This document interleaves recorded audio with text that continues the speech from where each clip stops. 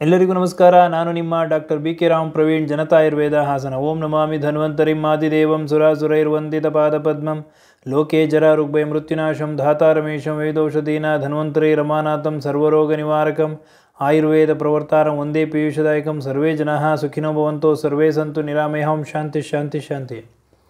ವೀಕ್ಷಕರೇ, ಅತಿಯಾದ ಒಂದು ಕುತ್ತಿಗೆ ನೋವು, ಭುಜ ನೋವು, ಸೊಂಟ ನೋವು, ಬೆನ್ನೋವಿಂದ ಬಳಲ್ತಾ ಇದ್ದೀರಾ? ಇದಕ್ಕೆ ನೀವು ಹಲವಾರು ರೀತಿಯ ಚಿಕಿತ್ಸೆಗಳು, ಆಯುರ್ವೇದ ಚಿಕಿತ್ಸೆ, ಅಲೋಪತಿ ಚಿಕಿತ್ಸೆ, ಹೋಮಿಯೋಪತಿ ಚಿಕಿತ್ಸೆ, ಏನೆಲ್ಲ ನೀವು ಚಿಕಿತ್ಸೆ ಮಾಡ್ಕೊಂಡ್ರೂ ನಿಮಗೆ ಪರಿಹಾರ ಸಿಕ್ಕಿಲ್ವಾ? ಅಥವಾ ಈ ನೋವು ನಿವಾರಕ ಇಂಜೆಕ್ಷನ್ಗಳು, ಮಾತ್ರೆಗಳು ಹಾಗೂ ನೋವು ನಿವಾರಕ ಆಯಿಂಟ್ಮೆಂಟು, ತೈಲ, ಮಸಾಜ್ಗಳು ಏನೇ ಮಾಡಿಸ್ಕೊಂಡ್ರೆ ನಿಮಗೆ ಆ ನೋವು ನಿವಾರಣೆ ಆಗಿಲ್ಲ ಅಂತಂದರೆ ಇದು ಬೆನ್ನು ನೋವಿನ ಸಮಸ್ಯೆ ಅಲ್ಲ. ಇದಕ್ಕೆ ಕಾರಣ ಏನು ಹಾಗೂ ಇದಕ್ಕೆ ಯಾವ ರೀತಿ ಪರಿಹಾರ ಏನು ಅನ್ನೋದನ್ನು ಇವತ್ತಿನ ಸಂಚಿಕೆಯಲ್ಲಿ ತಿಳಿಸ್ಕೊಡ್ತೀನಿ.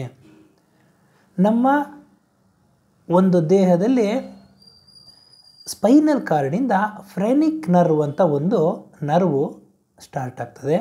ಈ ನರ್ವು ಮಿಕ್ಸೆಡ್ ನರ್ವ್ ಅಂತಂದರೆ ಇದು ಮೋಟಾರ್ ನರ್ವ್ ಹಾಗೂ ಸೆನ್ಸಿಟಿವ್ ನರ್ವ್ ಅಂತಂದರೆ ಈ ಒಂದು ನರ್ವ್ ಯಾವ ರೀತಿ ಅಂತಂದರೆ ನಮ್ಮ ಮೋಟಾರ್ ಫಂಕ್ಷನ್ ಅಂತಂದರೆ ಯಾವುದೇ ಒಂದು ಅಂಗಾಂಗಗಳ ಆ್ಯಕ್ಷನ್ ಆಗೋದಕ್ಕೆ ಮೋಟಾರ್ ಫಂಕ್ಷನ್ ಅಂತ ಹೇಳ್ತಾರೆ. ಇದಕ್ಕೆ ಒಂದು ಸಹಾಯ ಮಾಡ್ತದೆ. ಅದರ ಜೊತೆಗೆ ಸೆನ್ಸರಿ ನರ್ವ್ ಆಗು ಇದು ಕೆಲಸ ಮಾಡ್ತದೆ. ಸೆನ್ಸರಿ ಫೈಬರ್ಸ್ ಇರ್ತದೆ, ಮೋಟಾರ್ ಫೈಬರ್ಸ್ ಇರ್ತದೆ.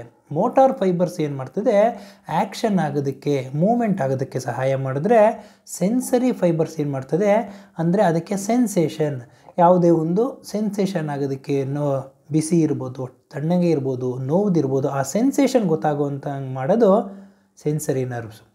ಈ ಒಂದು ಫ್ರೆನಿಕ್ ನರ್ವ್, ಮೋಟಾರ್ ನರ್ವ್ ಹಾಗೂ ಸೆನ್ಸಿಟಿವ್ ನರ್ವ್ ಇದು ಕುತ್ತಿಗೆಯಿಂದ ಸ್ಪೈನಲ್ ಕಾರ್ಡ್ನಿಂದ ಬಂದು ಡಯಾಫ್ರಮ್, ಏನು ಡಯಾಫ್ರಮ್ ಅಂತ ಹೇಳ್ತಾರೆ ಅಂದರೆ ಎದೆಯ ಭಾಗ ಮತ್ತು ಹೊಟ್ಟೆಯ ಭಾಗ, ಅಬ್ಡಾಮಿನಲ್ ಕ್ಯಾವಿಟಿ ಹಾಗೂ ಥೊರಾಸಿಕ್ ಕ್ಯಾವಿಟಿನ ಡಿವೈಡ್ ಮಾಡ್ತಕ್ಕಂಥ ಒಂದು ಡೋಮ್ ಶೇಪ್ಡ್ ಮಸಲ್. ಈ ಮಸಲ್ಗೆ ಒಂದು ಮೋಟಾರ್ ನರ್ವ್ ಆಗಿ ಕೆಲಸ ಮಾಡ್ತದೆ. ಇದು ಮಸಲ್ ಕಾಂಟ್ರಾಕ್ಷನ್, ರಿಲ್ಯಾಕ್ಸೇಷನ್ ಆಗೋದಕ್ಕೆ ಇದು ಸಹಾಯಕವಾಗಿದೆ. ಅದೇ ರೀತಿ ಈ ಒಂದು ಫ್ರೆನಿಕ್ ನರ್ವ್ ಸೆನ್ಸರಿ ಫೈಬರ್ಸ್ನ ಲಿವರ್ ಹಾಗೂ ಗಾಲ್ ಬ್ಲ್ಯಾಡರಿಗೆ ಸಪ್ಲೈ ಮಾಡ್ತದೆ. ಲಿವರ್ ಹಾಗೂ ಗಾಲ್ ಬ್ಲ್ಯಾಡರಿಗೆ ಸಪ್ಲೈ ಮಾಡೋದ್ರಿಂದ ಯಾವುದೇ ಒಂದು ರೀತಿಯ ಇನ್ಫೆಕ್ಷನ್ ಇದ್ದರೆ ಲಿವರ್ನಲ್ಲಿ ಅಥವಾ ಇನ್ಫ್ಲಮೇಷನ್ ಅಂತಂದರೆ ಲಿವರ್ ಏನಾದರೂ ದಪ್ಪ ಆಗಿದ್ದರೆ, ಗಾಲ್ ಬ್ಲ್ಯಾಡರಲ್ಲಿ ಇನ್ಫೆಕ್ಷನ್ ಆಗಿದ್ದರೆ, ಗಾಲ್ ಬ್ಲ್ಯಾಡರಲ್ಲಿ ಸ್ಟೋನ್ಸ್ ಇದ್ದರೆ, ಗಾಲ್ ಬ್ಲ್ಯಾಡರ್ ಏನಾದರೂ ತೊಂದರೆ ಇದ್ದ ಸಂದರ್ಭದಲ್ಲಿ ಈ ಸೆನ್ಸರಿ ನರ್ವ್ ಫೈಬರ್ಸ್, ಈ ಸೆನ್ಸೇಷನ್ ಕೊಡ್ತಕ್ಕಂತಹ ನರ್ವ್ ಫೈಬರ್ಗಳು ಲಿವರಿಗೆ, ಗಾಲ್ ಬ್ಲ್ಯಾಡರಿಗೆ ಕನೆಕ್ಷನ್ ಆಗಿರ್ತದಲ್ಲ, ಆ ನರ್ವ್ ಫೈಬರ್ ಪ್ರೆಷರ್ ಆಗ್ತದೆ, ಒತ್ತುತ್ತದೆ. ಆ ಒಂದು ಒತ್ತಿದಾಗ ಆ ಒಂದು ಪ್ರೆಷರ್ ಆ ನರ್ವ್ ಮೇಲೆ ಬಿದ್ದಾಗ ಅದು ಸೆನ್ಸೇಷನ್ನ, ನೋವನ್ನು ಕುತ್ತಿಗೆ ಭಾಗದಲ್ಲಿ, ಭುಜದಲ್ಲಿ, ಸೊಂಟದಲ್ಲಿ, ಬೆನ್ನಲ್ಲಿ ಕಾಣಿಸ್ಕೊಳ್ತದೆ. ಆದ್ದರಿಂದ ಈ ನಿಮಗೆ ಸೊಂಟ, ಬೆನ್ನು, ಕುತ್ತಿಗೆ ನೋವಿದ್ದ ಸಂದರ್ಭದಲ್ಲಿ ನೀವು ಆ ಔಷಧಿ ಮಾತ್ರೆ ತಗೊಂಡು 2-3 ದಿವಸದಲ್ಲಿ ನಿಮಗೆ ಪರಿಹಾರ ಕಂಡುಕೊಂತು ಅಂದರೆ ಏನೂ ತೊಂದರೆ ಇಲ್ಲ. ಆದರೆ ಎಲ್ಲ ನೋವುಗಳು ಇದೇ ನೋವು ಅಂತ ಹೇಳೋಕ್ಕೆ ಬರೋದಿಲ್ಲ. ನೀವು ದೀರ್ಘಕಾಲದಲ್ಲಿ ನೀವು ಇಂಜೆಕ್ಷನ್ಗಳು, ಮಾತ್ರೆಗಳು, ಯಾವುದೇ ಒಂದು ಪದ್ಧತಿಯ ಔಷಧಿ ಮಾತ್ರೆಗಳು, ನೀವು ಥೆರಪಿಗಳು, ಟ್ರೀಟ್ಮೆಂಟ್ಗಳನ್ನ ತಗೊಂಡು ನಿಮಗೆ ಕುತ್ತಿಗೆ, ಬೆನ್ನೋವು, ಭುಜ ನೋವು, ಸೊಂಟ ನೋವು ಕಡಿಮೆ ಆಗಲಿಲ್ಲ ಅಂತಂದರೆ ನೀವು ಹತ್ತಿರವಿರ್ತಕ್ಕಂತಹ ತಜ್ಞ ವೈದ್ಯರನ್ನು ಭೇಟಿಯಾಗಿ ಪರೀಕ್ಷೆ ಮಾಡಿಸ್ಕೋಬೇಕು. ಹಾಗಾದರೆ ಈ ಫ್ರೆನಿಕ್ ನರ್ವ್, ಈ ನರ್ವ್ ಪ್ರೆಷರ್ ಆಗೋದಕ್ಕೆ ಕಾರಣ ಏನು ಅನ್ನೋದನ್ನು ತಿಳ್ಕೊಳ್ಳೋಣ.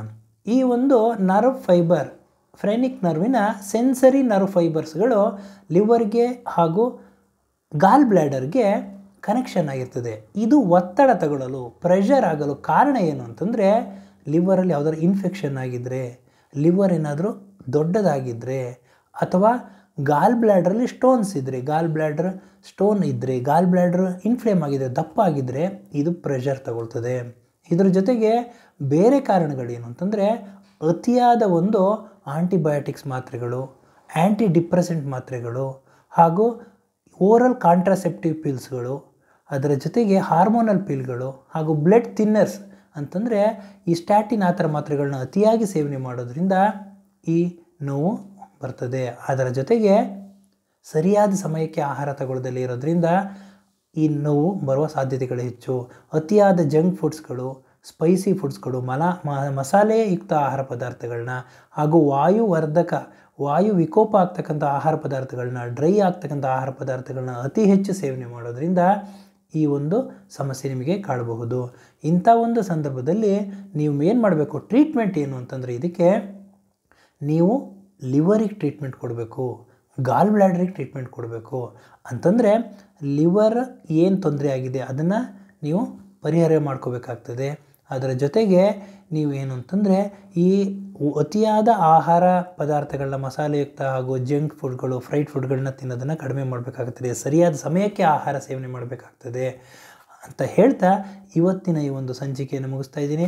ಆದ್ದರಿಂದ ಈ ನೋವು ಎಲ್ಲಿದೆ ಅನ್ನೋದಕ್ಕಿಂತಲೂ ಮುಂಚೆ ನೋವಿನ ಮೂಲ ಏನು ಅಂತ ತಿಳ್ಕೋಬೇಕು. ಕುತ್ತಿಗೆ ನೋವು, ಬೆನ್ನೋವು ಇದೆ ಅಂದ್ಬಿಟ್ಟು ಅತಿಯಾದ ಒಂದು ಮಾತ್ರೆ ತಗೊಳ್ಳೋದು, ಇಂಜೆಕ್ಷನ್ ಮಾಡಿಸ್ಕೊಳ್ಳೋದು ಅಥವಾ ಮಸಾಜ್ ಮಾಡಿಸ್ಕೊಂಡ್ರೆ ಈ ನೋವು ಪರಿಹಾರ ಆಗೋದಿಲ್ಲ. ನೀವು ಟ್ರೀಟ್ಮೆಂಟ್ ತಗೋಬೇಕಾಗಿರೋದು ಲಿವರ್ಗೆ, ಗಾಲ್ ಬ್ಲ್ಯಾಡರ್ಗೆ. ಈ ಒಂದು ಸಮಸ್ಯೆ ನಿವಾರಣೆ ಆಯಿತು ಅಂದರೆ ಆಟೋಮೆಟಿಕ್ಕಾಗಿ ಕುತ್ತಿಗೆ ನೋವು, ಭುಜ ನೋವು, ಸೊಂಟ ನೋವು, ಬೆನ್ನೋವು ನಿವಾರಣೆ ಆಗ್ತದೆ ಅಂತ ಹೇಳ್ತಾ ಇವತ್ತಿನ ಈ ಒಂದು ಸಂಚಿಕೆಯನ್ನು ಮುಗಿಸ್ತಾ ಇದ್ದೀನಿ. ನನ್ನ ಈ ವಿಡಿಯೋ ತಮಗೆ ಇಷ್ಟವಾಗಿದ್ದಲ್ಲಿ ಲೈಕ್ ಮಾಡಿ, ಶೇರ್ ಮಾಡಿ ಹಾಗೂ ನನ್ನ ಎಲ್ಲ ಮುಂದಿನ ವಿಡಿಯೋಗಳಿಗಾಗಿ ಸಬ್ಸ್ಕ್ರೈಬ್ ಮಾಡಿ. ಧನ್ಯವಾದಗಳು.